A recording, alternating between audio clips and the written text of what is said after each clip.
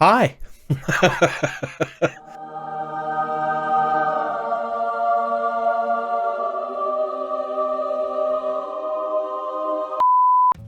Ladies and gentlemen, I am back with some more Dollar Shave Club.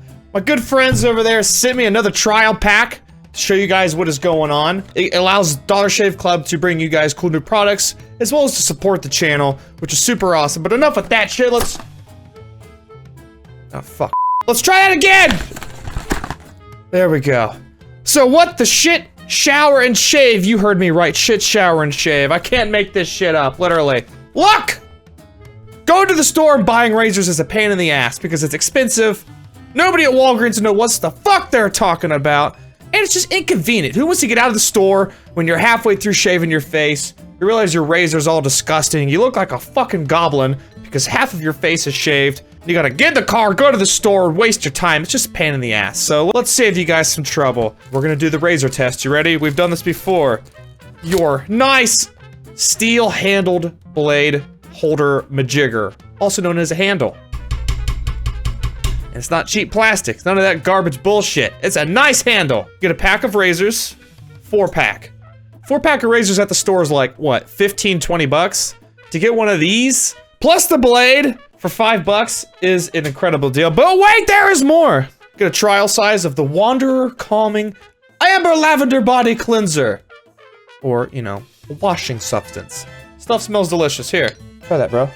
Man, isn't that shit nice? Damn! And of course, get your trial size of the Dr. Carver's Easy Shave Butter. It's not a shaving cream. It doesn't foam up and make you look like Santa Claus. Just like a nice, almost lotion-like substance.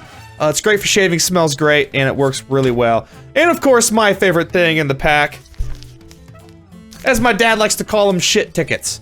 What Dollar Shave Club likes to call them is the one-wipe Charlies. I honestly haven't used, like, toilet paper, unless I've had to, for probably 2 years now. And it's just because it, I've gotten so used to the moist towelettes soothing my rectum each and every swipe. I really suggest you guys try them out. There's no other way to live than with some nice butt wipes, so... that's everything you will find in the kit. Like I said, it is only $5, which is an incredible deal. It gets you going. Every month you get stuff sent to your door with the code dollarshaveclub.com/panda. So guys, check it out, please. I appreciate it if you do. Like I said, it allows Dollar Shave Club to bring you guys product as well as to promote my channel, which is super awesome. So I appreciate your guys' time. Thank you so much, and enjoy the video. Welcome to another Q&A video. It is November. The year is almost over. It's nuts. I cannot believe that 2017 has just whoop, sort of whisked away into the air. It's so fast. It's just insane. But it's November. Another Q&A. I'm trying to do one of these around each month. Just because so many new people show up every month, so it's nice to be able to have a chance to ask you guys to grill me with some questions you want answered, and I will do my best to answer a good amount of them if possible. So today, like usual, I'm going to do some beefier questions, and then I'm going to do some of the sort of like rapid fire. Some things I can answer pretty quickly. So I'm going to hop into it right now.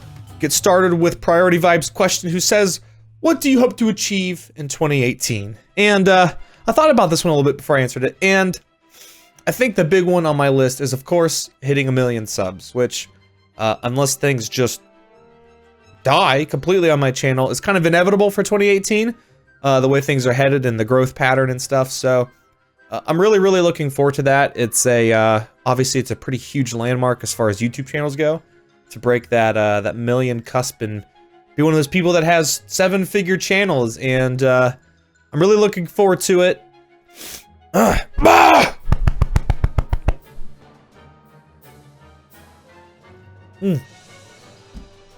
Yeah. As I was saying, the size of a channel is of course a really cool thing, but it's not the most important to me. Putting out good content is. So thank you again for the huge amount of support and for allowing me to get as close to I am as 1 million. Other things in 2018 is I definitely want to start saving up and make the first couple steps towards buying my first house. My lease is good for another year at this place that I'm renting, but of course with taxes and stuff, that's going to make it a little bit more difficult, but that's going to be my biggest goal, I think, for 2018, is buying my first place, Hitting 1,000,000 subs is going to be incredible.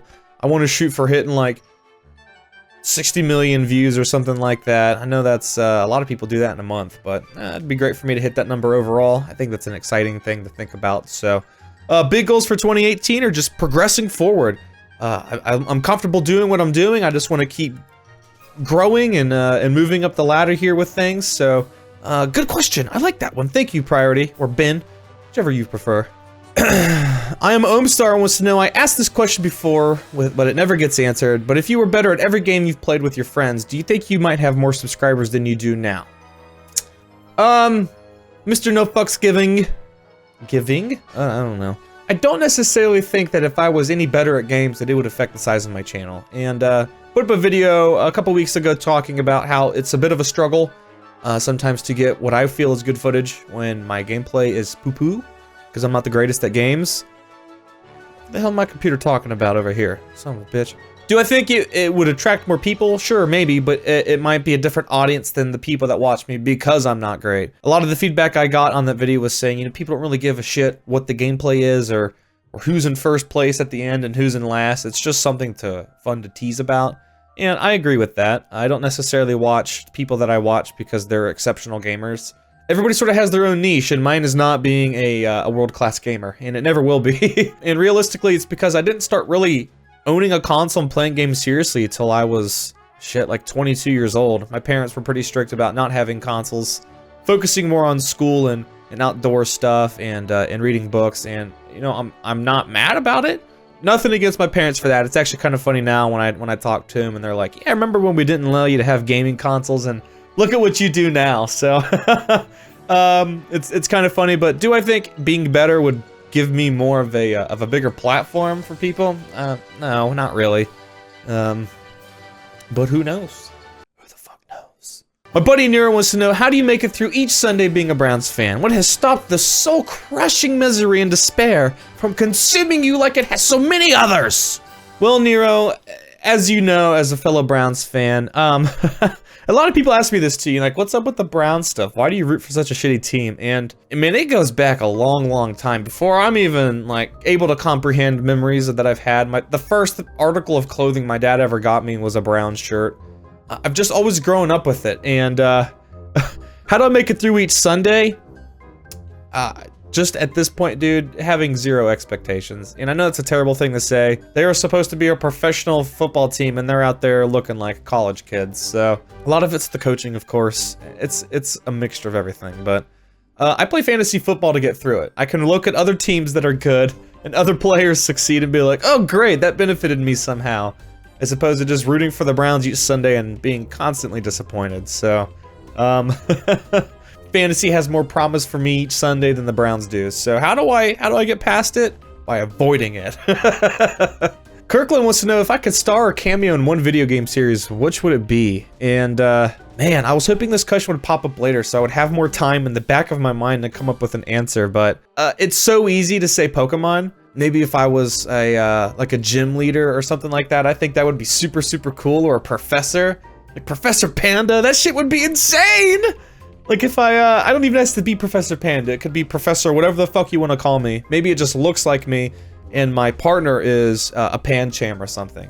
Every professor has a little Pokemon that they sort of associate themselves with, so maybe Pancham would be mine. I think it'd be awesome to be in Final Fantasy. Maybe not even as a playable character, maybe as an ally or a boss of some sort that you have to go against. I just think that would be awesome. I've always enjoyed Final Fantasy, and the games that I've played, I've absolutely loved. I haven't played all of them. There's so fucking many of them. I haven't played them all, but like Final Fantasy VIII is one of my favorite games ever. So to be in a series like that means a lot to me, that I've played and cherished for a long time, would be awesome. So probably those two. But Pokemon Professor? Sign me up, Game Freak. Nintendo, somebody reach out to me here. I volunteer! Alright, so I got this question a few times, and I'm just gonna boop, boop, boop, pop them up on the screen, whatever. But the question is, if I didn't do YouTube, or if YouTube didn't pan out for me, or if I just wasn't in the position I was at, what would I be doing career-wise? And, you know, I'm not 100% sure, and that's kind of a scary thought if YouTube doesn't, if it continues to sort of go down the drain. Before I went to the YouTube full time, I was just a manager in a retail store working too much. Yeah, it was rough. I went to school for a while for graphic design and stuff like that, and I never finished my degree. I just had a bunch of shit go down, and I had to drop out just because of complications with things that were going on with my life, and I lost almost all of my work that I had done leading up to that point in a fire, and it was rough times. So I wouldn't necessarily have a career to fall back on. I could always go back to working retail, which, you know, it would be miserable and I wouldn't enjoy. I think at this point in time, it's tough to say if YouTube had never panned out what I'd be doing. I know that if YouTube fails at this point, I have more outlets than before to reach out to for possible opportunities down the line in life. You know, I'm not 100% sure. I hope that time isn't coming soon. I hope I can squeak out as much life out of this YouTube and Twitch thing as I possibly can, and I think with the uprise of Twitch and the YouTube sort of just doing whatever it's been doing recently, it's something to consider. I've been streaming more often, especially with Call of Duty out, so it's, you know, I'm not really sure, but I can tell you right now that if I hadn't been doing YouTube, I'd probably still be at that retail job. Probably still not enjoying myself, and just not being that happy. So I'm definitely happy that YouTube panned out and I was able to get to this point now! Thank you for the question. Cyberstorm hit me with the question that's gonna make me talk for 20 minutes, which is, hey Panda, what is your opinion on Steven Universe's characters and their development? I love Steven Universe. I think it's a great show. I know a lot of people don't feel that way or have lost their feelings for it, but that's fine. That's you. I still like it a lot. I have, at this point in time, today is November 11th. 3 days ago, Cartoon Network released 6 new episodes for season 5. It's been on hiatus for like 6 months.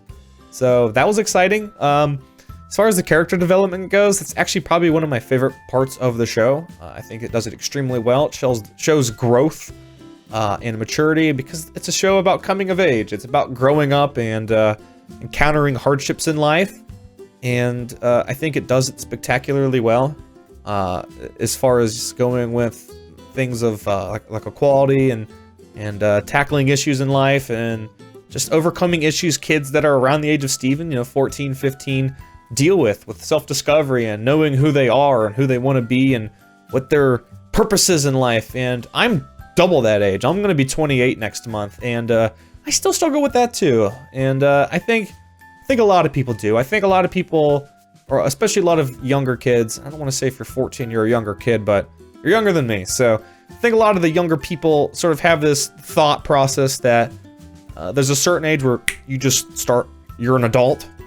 And I think I saw it, I can't remember if it was from like a movie or if it was from a book or what the context was, but I feel like a lot of being an adult, and I'm still at this situation, I'm nearing 30, where I feel like a kid playing an adult still. No, I don't think there's really ever a time where you're just like, I'm mature, I am an adult.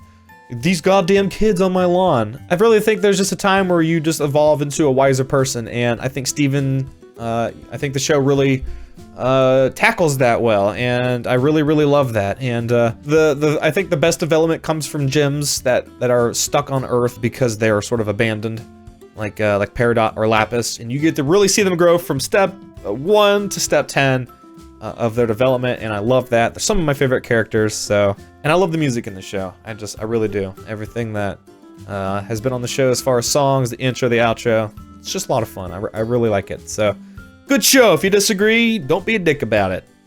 All right, last question before we hop into the rapid fire. But Jack wants to know, and so does Four. I mean, there's a couple people that ask, but I clipped a couple of them that say, why do I take some of these games like Golf and Mario Kart so seriously that I start raging? I'm just fucking competitive, man. Like, I know I'm not a great gamer, and I go into these games not really expecting to win much, but I just get hyper competitive. It's hard not to rage. Even when we're just fucking with each other, I still want to do well. I've always been competitive that way, and part of it is, you know, I don't want to say it is for show. Of course, it is juiced up a little bit. I mean, I do get pissed off because sometimes it is funny. Other times I'm legitimately furious, especially if it's like Mario Kart with Brian and Nogla. I'm mad. Is it the best way to react to those situations? Probably not. And is part of it being able to control your anger better? Definitely. I struggle with that. I'm kind of bad about the anger things sometimes, but it's just me being really competitive, honestly. I would like a chance to win. I'm not going to win, but I'd like a chance at it. And whether it be like sports and stuff, I played sports a lot growing up, and just always competitive. Just always was. So when I get mad, it's just because I'm mad at myself for being so bad and that I can't compete. And it's like why don't you be better, Anthony? Fuck. Most of the time is what it is. If I'm yelling at others, of course, because they piss me off. But most of the time, I'm mad at myself for being so garbage. So yeah, there you go. There's the answer to that. All right. Rapid fire time. Who's ready? We about to go in this bitch ham. Ham wallet. Actually, that's disgusting. Shangri-La wants to know, or Shangri-La, Shangri-La-di-da, Ling-a-da, H-a-ba-da-ha. Wants to know, what's the number on your credit card, just out of curiosity. So it is 1487724. Go fuck yourself. Christian wants to know, hey Panda, who's your favorite Dragon Ball Z character? It is a toss-up, my friend. I love me some Vegeta, but future Trunks in that Cell Saga, or leading into the Cell Saga. Ah! God damn it, I love me some Trunks. But, you know, I gotta appreciate Vegeta. It's like a chicken or the egg. What came first, future Trunks, or Vegeta spitting that seed in Bulma's son? Who the fuck knows? The Sabura's Kyle? What does that mean? I'm sorry. Did I say that right? I'm sure you'll let me know. He wants to know, what is your favorite Pokemon out of any generation? Scyther! 100% of the way, bitch. Chase Tucker wants to know, how do you become good at video games? Chase, have you ever watched one of my videos? Do you know who I am? That's like asking the guy that didn't make the high school football team, hey bro, how do you go to the NFL? I don't fucking know. TC Productions wants to know, how many languages can you speak fluently? If so, which ones? English, most of the time, and I'm really good at gibberish. That was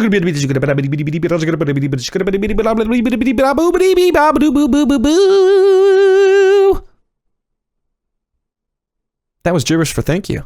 The Gaming Smile wants to know, Panda, if you were to live in the Pokemon world, which region would you live in? I would probably go with the Hoenn region. And that's because Sceptile is my favorite starter ever, and is one of my favorite Pokemon probably ever, top 5. I just want him as a starter, bro. That's really what it comes down to. Scyther is my all-time favorite Pokemon. I can catch that motherfucker anywhere. But Sceptile, I need him. So I gotta start with Hoenn. Then I can go whatever region I want. You know, that's the beautiful part about Pokemon. You can go whatever the hell you want. Gerardo wants to know, what is your most annoying part while editing? Also, Panda, you're awesome. Keep up the good job. Thank you so much, Gerardo. The most annoying part while editing, though, is by far having to stare at my stupid ass self for 4 or 5 hours at a time, make stupid ass jokes, and be foolish. It's also kind of fun. My buddy Shady wants to know, ask Panda, if you discovered a new color, what would you call it? Bro, because I'm a panda, and because I love purple, that shit would be called Pandurple. Panda Purple. Jord wants to know, look at this name, it's the Upside Down. How fucking clever. Do you watch and like Stranger Things? Yes, I do. Watched season 2 the moment I could, and it was fucking fantastic. Season 1 is also a classic. Stranger Things is a classic. I love me, I can't get enough of it. Brandon wants to know, why do you have a beard? It looks good, but any reason? Honestly, Brandon, I have a baby face, and if I don't have a beard, I look like I'm 15. I'm 27, man. I don't want to look like a fucking child anymore. I don't want to have to get carded every time I buy beer because I look like I'm a high school kid trying to get drunk for the first time. That's it. That's it. All right, everybody, that is all the questions I got for you today. Or, wait a second. That's all the answers I have for you today? You guys gave me the questions. I feel like we have this trouble every goddamn time. But anyway, thank you all so much for the questions. Thank you all so much for watching. Don't forget in the description, you'll find a link for Dollar Shave Club. If you got a beard like myself and you gotta trim that bitch up, check it out. You'll love the products. It's really good stuff. So again, thank you all so much. Peace and chicken grease. I'm out.